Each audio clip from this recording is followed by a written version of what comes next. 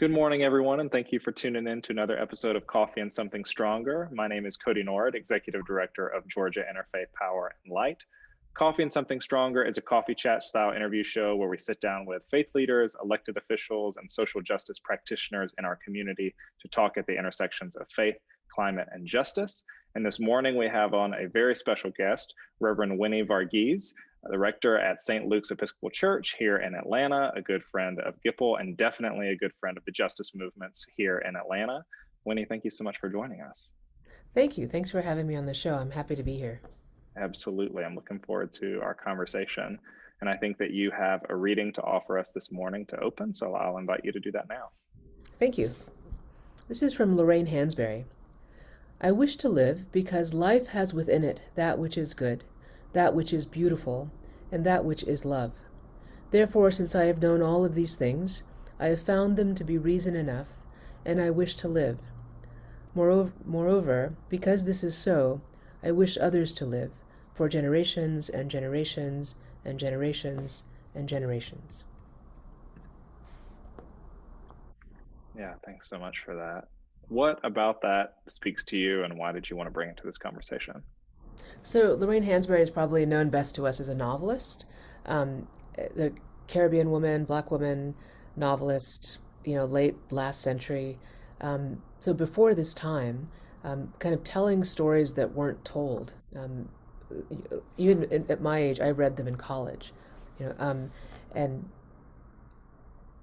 thinking about this moment, what she captured, what in that quote is I think, a new awareness that for many of us, the idea of being ancestors and living into responsibility of generations and the climate movement in particular has shown us the implications of not understanding ourselves in that way and how central that is. And I love this because it's at the intersection of all of her identities and art, and kind of pulls us into this current moment of climate movement.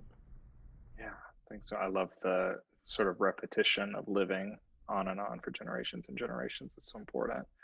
Um, when you think about your faith tradition and how you came to be a reverend and in ministry now, how's your faith tradition informed how you think about both environment and justice, both separately and how they intertwine? Yeah, really fundamentally, my parents are both from the Orthodox communities in India, different ones in South India and Kerala. Um, and it's, where we're from, everyone should visit. It's like the Hawaii of India. It's just beautiful. You And so when the environmental degradation and the care of the environment um, is is front and center because it is such a beautiful environment. It's a fragile environment, and so the life of the church in those Orthodox communities, we know we live within a fragile ecosystem, and we are responsible for it and responsible for one another.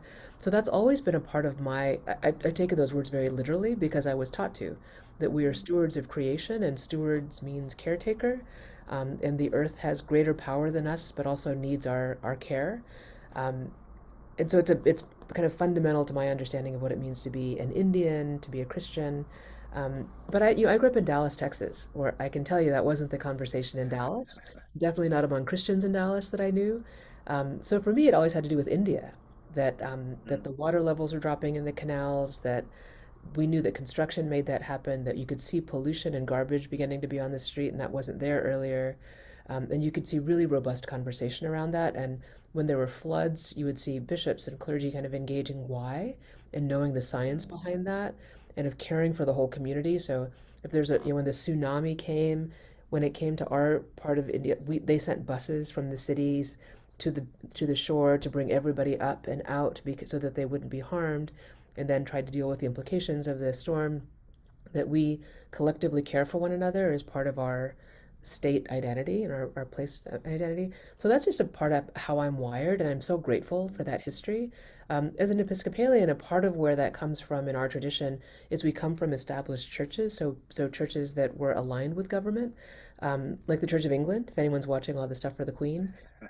But one piece of that is that your whole country is just divided into parishes, and a church was responsible for a parish.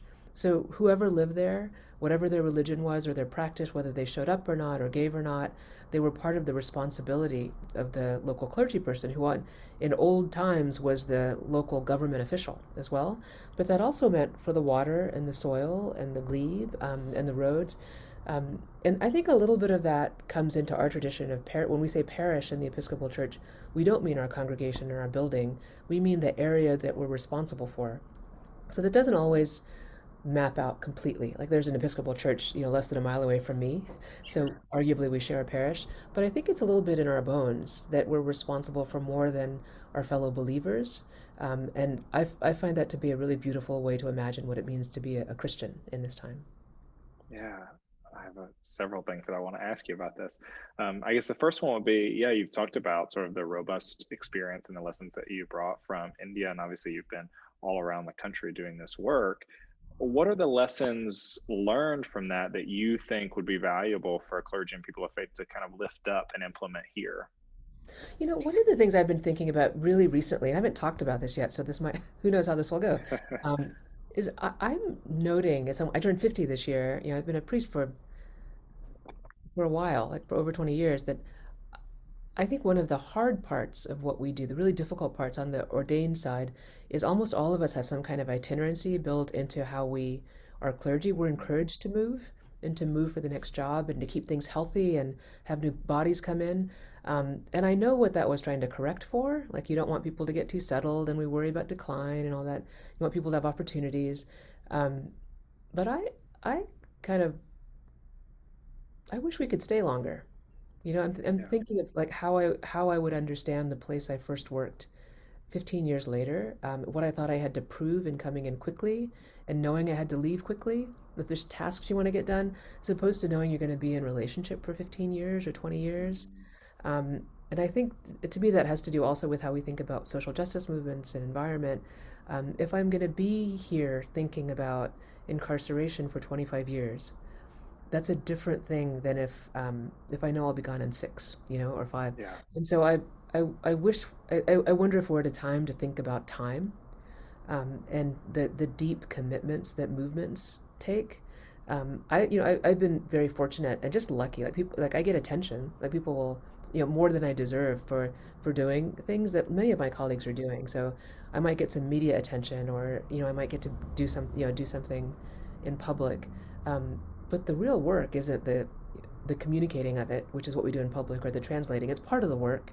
The work is, these endless meetings and time with people and working out what might be the right way forward and really hearing people most affected and figuring out how it is that we share power and work together and make change. And that deep work, I mean, I'm embarrassed to say how often I'm reminded, oh, right, that takes time. Mm, And it doesn't set just because we change the legislation um, doesn't mean anything's happened yet. All that's happened is those words have changed. So now the next yeah. 20 years of trying to implement that or enforce that in some ways, sometimes, or understand what it might mean to actually do it, um, just requires time, right, and Yeah. commitment. And um, I feel very, very aware of that right now. Mm.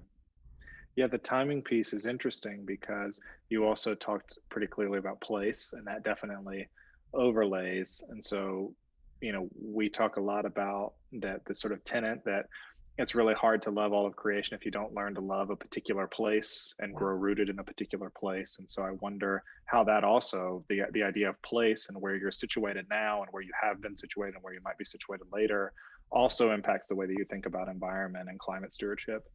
Yeah, you're absolutely right. And I think it's one of the great tragedies of the American experience is that we don't have a sense of place because so many of us are displaced and because we have displaced to be here, right? And so it's almost we've spiritualized the land because it's almost like as our spirits know it's not ours, right?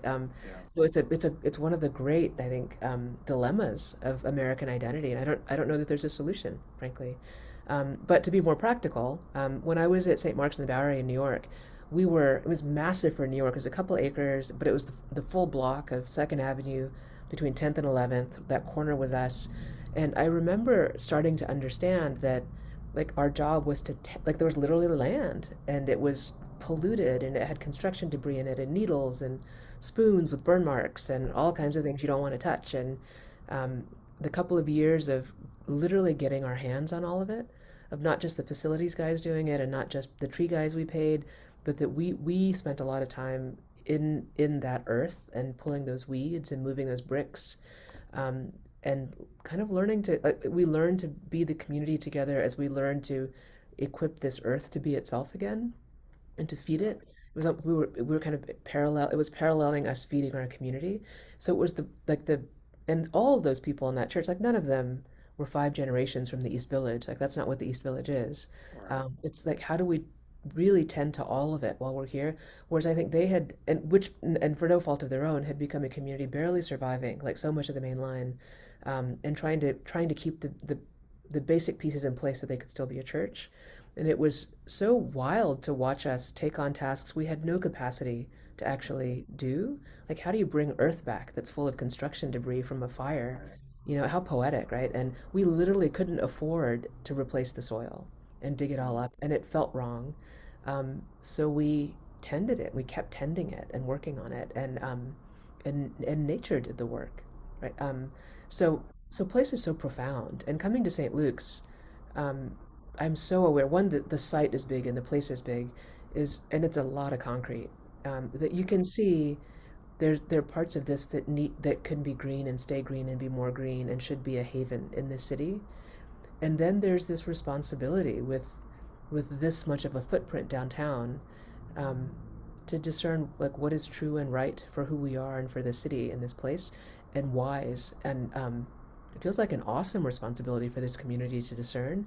Um, but what a you know it. I've just come from a part of the country that's very carefully regulated. I don't come from I'm from Texas. I don't come from a part that is, and I'm back in a place that's not so regulated in terms of what you can build, Yeah. um, and doesn't isn't planned. But how kind of amazing to actually take a planning approach if we're not desperate for income or desperate for any outcome at Mm. all. What's right? So it and and the language we use in the church is that we're stewards in this time, and this church is going to be here in 100 years and 200 years, Right.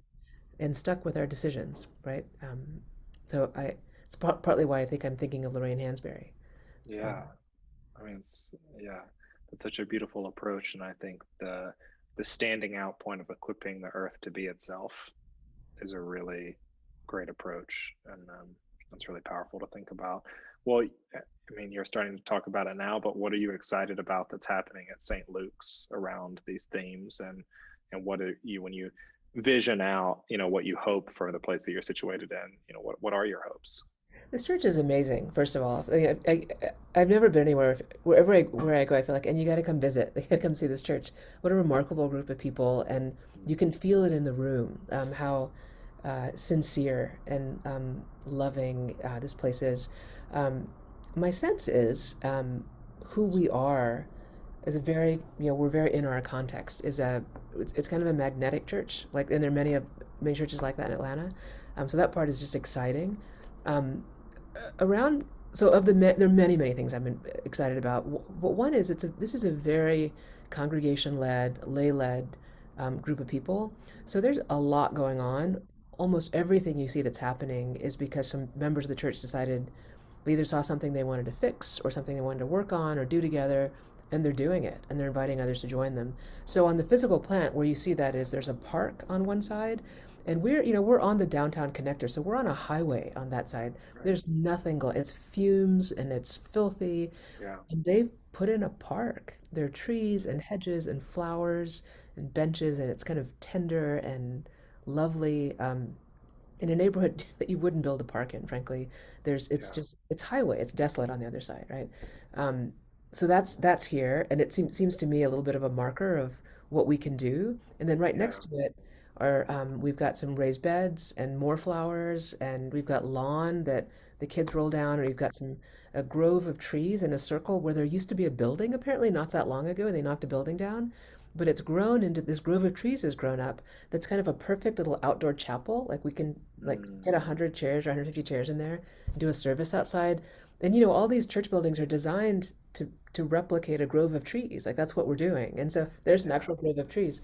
And so I'm interested in how the green space seems to be finding itself. And it's because this church has bought land and knocked buildings down, and wasn't sure what the next thing was. But in that pause, the land has come back, which is intriguing to me about how much of this should be green. Yeah. Um, but then I think, it's hard for us not to think, it's not hard. We are thinking about the fact that the city has need of housing, Yeah. that we have acres of surface parking across the street from us that's ours, and no one thinks that's the highest and best use, but also no, I don't think anyone thinks it's not ideal, right? Yeah. But we get to be a church because we have parking, so we're figuring, we're thinking Right. about but thinking about what it means to be a good neighbor with this.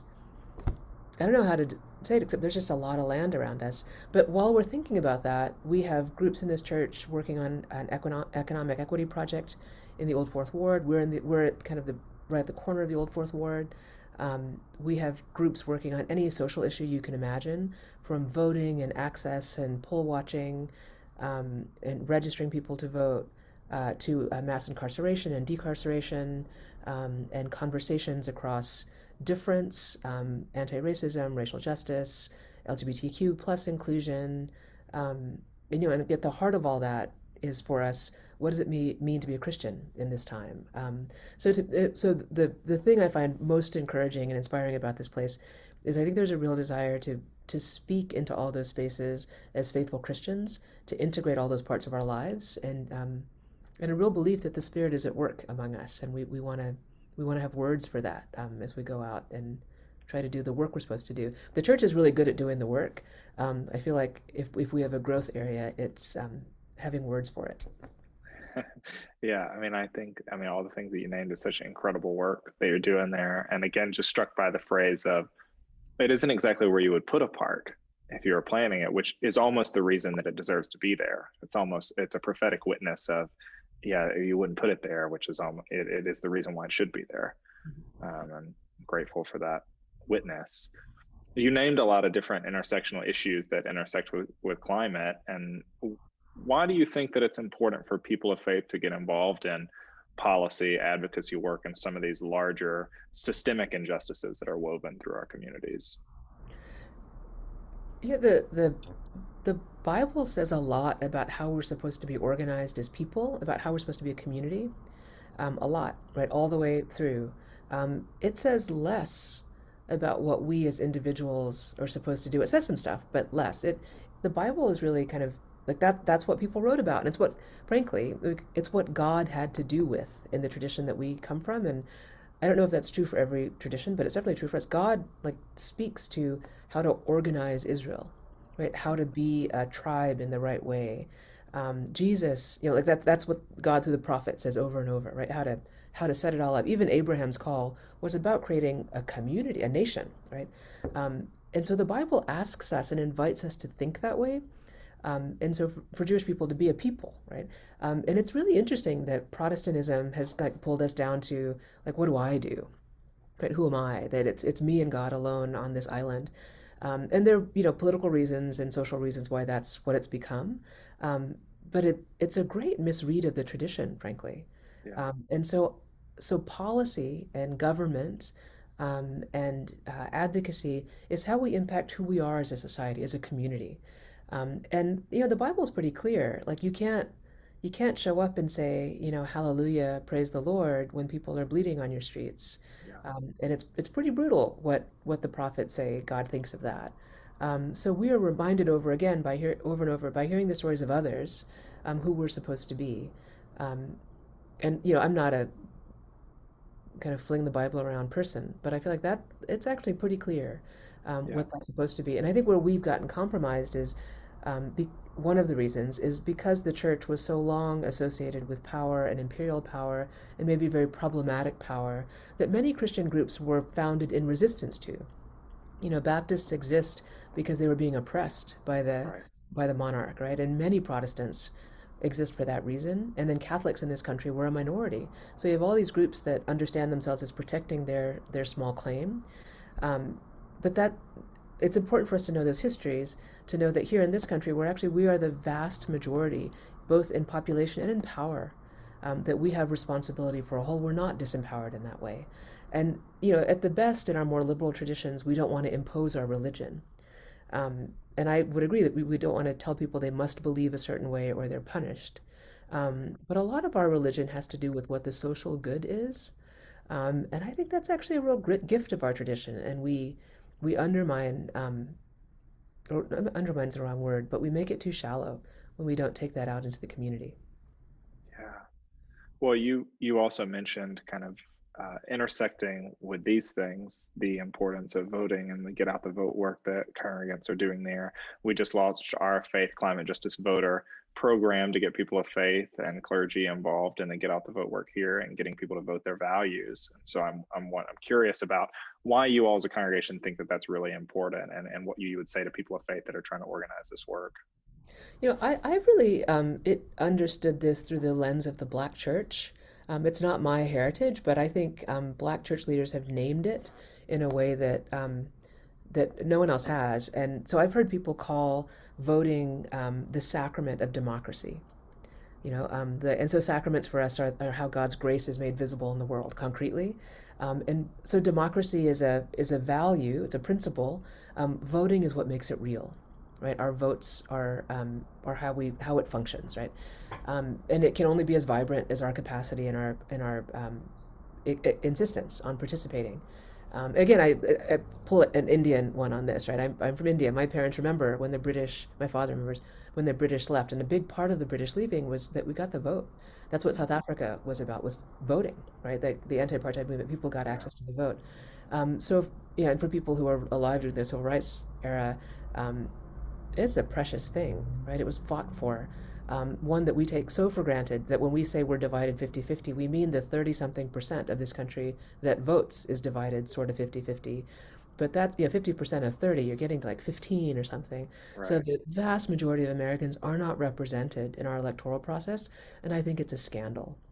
So Yeah, I'm not someone that would say democracy was brought to us by Jesus, and that it is the only way to be a government. I think it's as good as we've come up with. I believe in the power of the people and the rightness of people having control over their government and what is good for them and their families. And that's all democracy is. I don't believe that should be terribly offset in the ways that we've done it. It should be allowed to be. And then it's the responsibility within a democracy to have a robust media, and to have the guards in place that we should to protect the most vulnerable, and then to participate.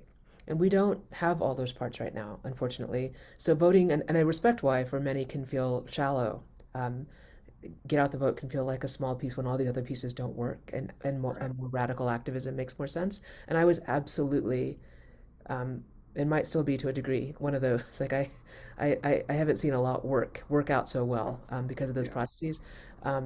But it doesn't mean we give away the thing that makes it possible Mm. for the vast majority to speak. And I don't think the vast majority has spoken. And I don't have to even think it has not Yeah. in any election, in at least in my lifetime. We don't enough of us don't participate for that to be the truth. And then there's so many barriers around that. And then this kind of demonization of the voter or voting as fundamentally corrupt that's happening in our public life, I think is so evil. It turns us against each other and turns us against the model of government that that we've agreed will be ours. So that's why I think voting is important. I think even if it's and I have for many years lived in places where my vote literally didn't matter. But people in India line up all day to Mm. put their people that are not literate to put their to put in their thumbprint, um, because it's fundamental to a freedom that was hard fought. So there's that piece, Yeah. um, and we work and work and work to be the democracy we should be, and when we're not there yet. Yeah. Thank you so much for taking the time to talk with us this morning and share a little bit about your life and your experience. Last question as we sign off here, is we've covered a lot and you've lifted out a lot of injustices and problems that exist in the world. And it's hard work to sort of combat those every day. And so I wonder for you, for your congregation, for people who are watching this, what kind of gives you the hope and the energy that you need to sort of continue to push against the injustices of this world in this way. Well, one, and I mean this very sincerely, people like you and what Gipple does, um, Thank you. It's very you kind. you all in helping us focus our energy on tasks that we can do and our responsibility and what we can do in our place. Um, that the I mean, this has kind of been proven psychologically. When you encounter a crisis, those of us that get to do something about it recover emotionally, Mm. right? The word is resilient, it's kind of overused. And those of us that have nothing that we can do, there's nowhere for your brain to put that, right? You go and you stay in the shock of the crisis and the horror of the crisis, and you become more and more, um, or what, disillusioned or disempowered, right? And so, for me, being super local, being right here on this little patch of earth, like pulling my weeds or planting the thing that was born to be here or encouraging it, and we all know, like literally sticking my hands in the dirt, cheers me up and feels illogical, but cheers me up. The sunshine cheers me up. Reading these texts and realizing that for thousands of years, people have wrestled with exactly this and found joy and lived beautiful lives within it. That this is the work of, again, back to the quote, right, of generations, Mm. and we have to do our part. And part of the gift of life is that we're made for joy and love. And it is our job to encourage that in one another, in the same way that it seems to me like the earth seems delighted when flowers are blooming around us. I would hope that we are for one another, the things that inspire that kind of joy in each of our lives. So thank you so much again for taking the time, and even more so for the work that you all are doing at St. Luke's. It's incredibly valuable, and it's definitely shaping the world right in front of the parish and obviously across the state here. And so thank you so much for that. Thank you everybody for tuning in to another episode of Coffee and Something Stronger. And in a couple of weeks, we will have a new Coffee and Something Stronger with Rabbi Spike Anderson of Temple Emmanuel, and I'm looking forward to it. I invite you all to participate in that. Until next time, thank you.